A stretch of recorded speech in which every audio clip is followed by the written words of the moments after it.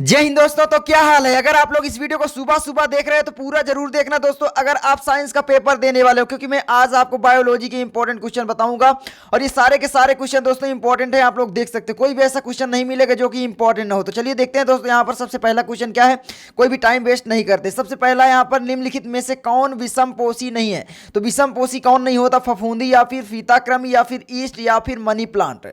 तो विषम पोषी तो है दोस्तों, हो जाएगा मनी प्लांट, क्योंकि ये एक पौधा होता है और ये सारे के सारे विषम पोषी होते हैं, ये आप लोग ध्यान रखना है। तो मनी प्लांट जो होता है दोस्तों विषम पोषी नहीं होता, क्योंकि ये होता है आपका स्वपोषी, है ना। तो ये ध्यान रखना। आगे बढ़ते हैं दोस्तों। दूसरा, आहार नाल की सी के आकार की संरचना है तो किसकी होती है? आमाशय की, ग्रहणी की, ग्रसनी की या फिर क्रमी रूप परिशेषिका की। तो याद रख लेना ग्रहणी की होती है। ठीक है, आगे बढ़ते हैं दोस्तों। तीसरे नंबर का क्वेश्चन, मनुष्य में ग्रास नली की लंबाई होती है तो कितनी होती है? तो याद रख लेना दोस्तों, यहां पर बी नंबर क्वेश्चन 25 से 30 सेंटीमीटर। कितनी होती है ग्रास नली की लंबाई? 25 से 30 सेंटीमीटर। चौथा क्वेश्चन है, मानव में भ्रूण को पोषण मिलता है तो यहां पर होता है दोस्तों प्लेसेंटा से। ठीक है, तो भ्रूण को पोषण प्लेसेंटा से मिलता है मानव में। तो याद रख लेना क्रमी रूप परिशेषिका का भाग है तो क्या होता है? क्रमी रूप परिशेषिका का भाग जल्दी से आप लोगों को बताना है। तो यहां पर याद रख लेना बड़ी आंत यानी कोलन जिसको बोलते हैं, याद रख लेना, बहुत ज्यादा इंपॉर्टेंट है। छठवां दोस्तों, जैव विकास का सिद्धांत प्रतिपादित करने वाले वैज्ञानिक का नाम क्या था भैया? तो यहाँ पर आप लोग याद रख लेना, क्या कौन थे भैया? Charles Darwin. कौन थे भैया? Charles Darwin. ठीक है, तो यहाँ पर याद कर लेना। आगे है दोस्तों 7वें नंबर का क्वेश्चन, आप लोग देख सकते हो, निम्नलिखित में से कौन सी एक परत पराबैंगनी किरणों को पृथ्वी पर से रोकती है? भैया आपने पढ़ा होगा ओजोन के परत के बारे में, तो ये हो जाएगा ओजोन, याद कर लोगे ना, वेरी इंपॉर्टेंट है। आगे बढ़ते हैं, निम्नलिखित में से कौन सा या से पर्यावरण मैत्री अनुकूल व्यवहार कहलाते हैं या कहलाते हैं? जल्दी से आप लोग बताइए। तो यहाँ पर हो जाएगा भाई, बाजार जाते समय खरीदे गए सामान को रखने के लिए कपड़े का थैला ही उपयोग करना, ये तो होगा ही। अनावश्यक ऊर्जा खर्च करने के लिए लाइटों तथा पंखों का स्विच बंद करना, ये भी पर्यावरण से रिलेटेड ही है और ये मैत्री है, अनुकूल है ना, व्यवहार कहलाते हैं। और उसके बाद है दोस्तों, वाहन के बजाय विद्यालय तक पैदल जाना, ये भी सही है और आप स्वस्थ भी रहोगे और उपयुक्त सभी, तो ये सभी हो जाएंगे। आगे बढ़ते हैं। आगे दोस्तों यहाँ पर है 9वें नंबर का क्वेश्चन, प्रोकैरियोटिक कोशिका में, प्रोकैरियोटिक यहाँ पर लिखा होना चाहिए। ठीक है, प्रोकैरियोटिक लिखा है, प्रोकैरियोटिक होता है। ठीक है, कोई दिक्कत नहीं है, प्रोकैरियोटिक। ठीक है, कोशिका में डीएनए कहाँ पाया जाता है? भैया कहाँ पाया जाता है डीएनए? जल्दी से आपको बताइए। तो यहाँ पर याद रख लेना, कोशिका द्रव्य में प्रोकैरियोटिक यहाँ पर डीएनए पाया जाता है प्रोकैरियोटिक कोशिकाओं में। चलिए आगे बढ़ते हैं। फेफड़ों से शुद्ध रक्त आता है तो शुद्ध रक्त फेफड़ों से कहाँ पर आता है भैया? बाएं अलिंद में, दाएं अलिंद में या फिर बाएं निलय में या दाएं अलिंद में, निलय में। तो यहाँ पर हो जाएगा आपका दोस्तों बाएं अलिंद से। ठीक है, तो कहाँ पर हो जाएगा भैया? बाएं अलिंद से। कहाँ पर है? बाएं अलिंद से। तो याद कर लेना बाएं अलिंद से। ठीक है, फेफड़ों से शुद्ध रक्त बाएं अलिंद में आता है। चलिए आगे बढ़ते हैं दोस्तों। आगे यहाँ पर आता है, शुद्ध रुधिर को शुद्ध रुधिर को शरीर के विभिन्न भागों में ले जाती हैं तो कौन ले जाते हैं भैया? शिराएं, महाशिरा, यहाँ पर दायां निलय या महाधमनी। तो शुद्ध रुधिर को शरीर के विभिन्न भागों तक जो ले जाती हैं वो ले जाती हैं, आप लोग जानते हो कौन ले जाते हैं? जल्दी से बताइए। महाधमनी। ठीक है, तो महाधमनी ले जाती हैं। मनुष्य में लार ग्रंथियों की संख्या होती है, कितनी होती है? जल्दी से बताइए। तो यहाँ पर याद रख लेना 3 जोड़ी, यानी आपसे पूछ सकता है तो 6 भी अगर हो तो उसमें टिक लगाना, क्योंकि 3 जोड़ी का मतलब 6 ही होता है। आगे 13 एटीपी तथा NADP.2H का निर्माण होता है भैया, वेरी इंपॉर्टेंट है, माइटोकॉन्ड्रिया में, याद रख लेना। उसके बाद है, निम्नलिखित में से कौन ऊर्जा का सिक्का या मुद्रा के रूप में जाना जाता है भैया? आप बताइए यहाँ पर कौन जाना जाता है? तो यहाँ पर याद रख लेना भैया, कौन जाना जाता है? यहाँ पर जाना जाता है आपका ATP। ठीक है, यानी एडेनोसिन ट्राईफास्फेट, आप लोग जानते हो एडेनोसिन ट्राईफास्फेट। 15 है, परिवार नियोजन की स्थायी विधियां हैं तो कौन सी होती है? गर्भ निरोधक गोलियां, हाँ बिल्कुल है, निरोध का प्रयोग बिल्कुल।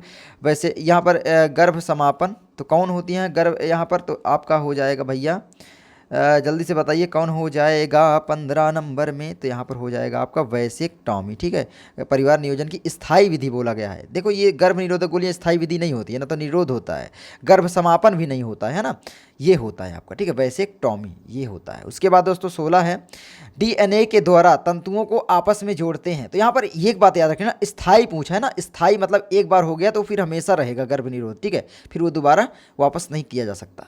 तो उसके बाद डीएनए के दोनों तंतुओं को आपस में जोड़ते हैं तो कौन जोड़ते हैं? ये आपसे पूछा, तो यहाँ पर याद रख लेना। तो यहाँ पर आपका हाइड्रोजन बंध जोड़ते हैं। कौन जोड़ते हैं? हाइड्रोजन बंध। ठीक है, आगे बढ़ते हैं।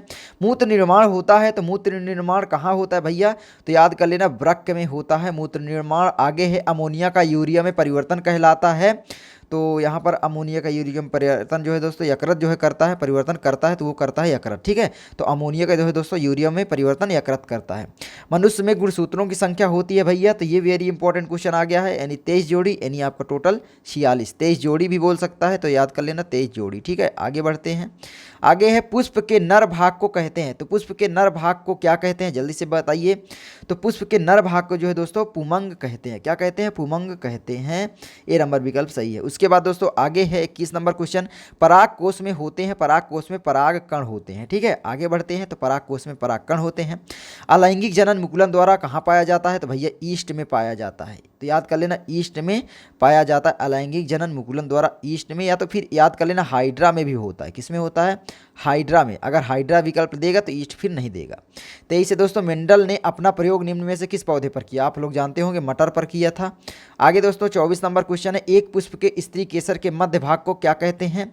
तो दोस्तों यहाँ पर याद रख लेना, ठीक है। तो यहाँ पर हो जाएगा आपका वर्तिका कहते हैं। क्या कहते हैं? वर्तिका कहते हैं, यानी आपका विकल्प नंबर बी सही है। आगे बढ़ते हैं। 25 है, एक द्विसंकर का दर्श प्रारूप होता है, तो क्या होता है द्विसंकर का दोस्तों दर्श प्रारूप?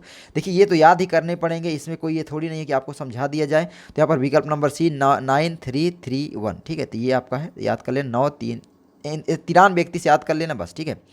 या 9 बस याद रख लेना, याद हो जाएगा मैं जानता हूँ, क्योंकि बड़ी संख्या याद कर लेना बस, सबसे बड़ी संख्या यहाँ पर 9 है। आगे 26 से दोस्तों उद्यान मटर में अप्रभावी लक्षण हैं, तो उद्यान मटर में अप्रभावी लक्षण कौन से होते हैं? जल्दी से बताइए। तो यहाँ पर आपका हो जाएगा झुर्रीदार जो बीज होते हैं। कौन से भैया? झुर्रीदार बीज, ठीक है। आगे है 27 नंबर, निम्नलिखित में से कौन सा जीव प्रारूप शुद्ध गोल बीजों को प्रकट करता है? कौन करता है? शुद्ध गोल बीजों को प्रकट करता है। तो यहाँ पर जल्दी से आप लोगों को बताना है, तो मैं आपको बता देता हूँ, ठीक है। तो यहाँ पर याद रख लेना, वो हो जाएगा आपका, वो हो जाएगा टी यानी स्मॉल टी, ठीक है। तो यहाँ पर ये याद कर लेना, तो ये आपका हो जाता है, तो यहाँ पर ये होगा, ये मुझे लगता है कन्फ्यूज़ मुझे कर रहा है, यहाँ पर आर होगा, ये आप लोग थोड़ा सा सर्च कर लेना, ठीक है। तो यहाँ पर हाँ ये आर होगा, ठीक है, आर होगा, देख लेना आर होगा, ठीक है। आगे बढ़ते हैं। तो आगे यहाँ पर दोस्तों आता है यहाँ पर 28 नंबर, वह प्रक्रिया जिसमें जटिल कार्बनिक अणु सरल अणुओं में टूटते हैं। वेरी इंपॉर्टेंट क्वेश्चन है भैया, कौन सी क्रिया हो जाती है? तो उपचयी अभिक्रियाएं होती हैं। विकल्प नंबर आपका बी सही है, उपचयी अभिक्रियाएं, ठीक है। याद कर लेना, उपचयी अभिक्रियाएं, अपचयी अभिक्रियाएं होती हैं, यानी जटिल कार्बनिक अणु अपचयन का मतलब ये होता है टूटना, है ना, तो टूट जाती हैं। आगे फ्लोएम द्वारा भोजन का स्थानांतरण होता है। फ्लोएम द्वारा भोजन का स्थानांतरण होता है, किस रूप में होता है? जल्दी से बताइए। तो यहाँ पर होता है सुक्रोज के रूप में, ठीक है। किसके रूप में? सुक्रोज के रूप में। ए नंबर विकल्प सही है। 30 है दोस्तों, पादपों में जाइलम का कार्य होता है जल का संवहन करने में, तो याद कर लेना जल का ट्रांसपोर्टेशन करने में। जाइलम मतलब जल, और फ्लोएम जो होता है उसका काम होता है भैया, फ्लोएम का याद कर लेना भोजन के रूप में, किसका? भोजन का ट्रांसपोर्टेशन करने में, यानी संवहन करने में, ठीक है। आई होप ये वीडियो आपको अच्छी लगी होगी। बहुत जल्दी मैंने आपको सारे क्वेश्चन बता दिए। चलो मैं मिलता हूँ आपसे अगली वीडियो में। जय हिंद, जय भारत।